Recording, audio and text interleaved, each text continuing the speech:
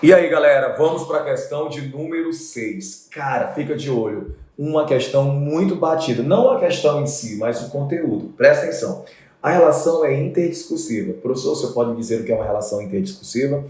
É um diálogo que há entre textos distintos, mas que há uma manutenção do eixo temático. Isso vai fazer com que haja, no caso, uma relação de complementação, aditamento e expansão. Peraí, professor, fala devagar, me explica melhor. É como se o primeiro texto falasse sobre um assunto e o segundo texto também falasse sobre o mesmo assunto. Professor, isto é uma relação intertextual? Não necessariamente, porque na intertextualidade há um diálogo e uma relação de interdependência entre ambos. Aqui não, o texto 1 existiria sem o texto 2 e o texto 2 existiria sem o texto 1.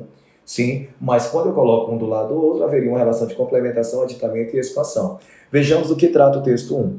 A luta pelos direitos da população negra é tão antiga quanto o parlamento, porém os avanços foram lentos. Tanto que o Brasil foi um dos últimos das Américas a abolir a escravidão em 13 de maio de 88.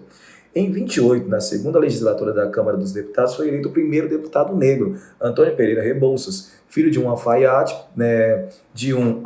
português e uma escrava liberta. Entre seus diversos cargos e atribuições, ele foi o conselheiro do imperador Dom Pedro I. Então, o texto fala sobre a questão da lenta inserção de pessoas negras, no caso, em um parlamento. Ponto. Certo? Texto 2. Deputados eleitos. Veja que aqui falou sobre Câmara dos Deputados e aqui também fala sobre Câmara dos Deputados.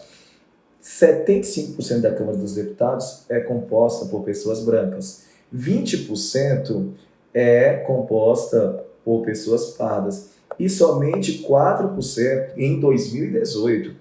4,9% são pessoas que se declaram negras. Ou seja, passados mais de século e um pouquinho, você ainda tem uma pequena parcela, ou esta evolução não foi tão significativa, sim, da inserção de pessoas negras na Câmara dos Deputados. Perfeito? Ao relacionar o texto que versa sobre a participação dos negros na política do início do século XIX, sim, ao contexto atual, percebe-se que o preconceito racial se mantém, foi o que nós vimos, em pleno ano 2018, nós tivemos somente 4,09%, latente quer dizer forte, ainda na política brasileira. Ah, professor, então a gente nem precisa ler a questão, até mesmo porque o gabarito da primeira questão é letra A. Valeu!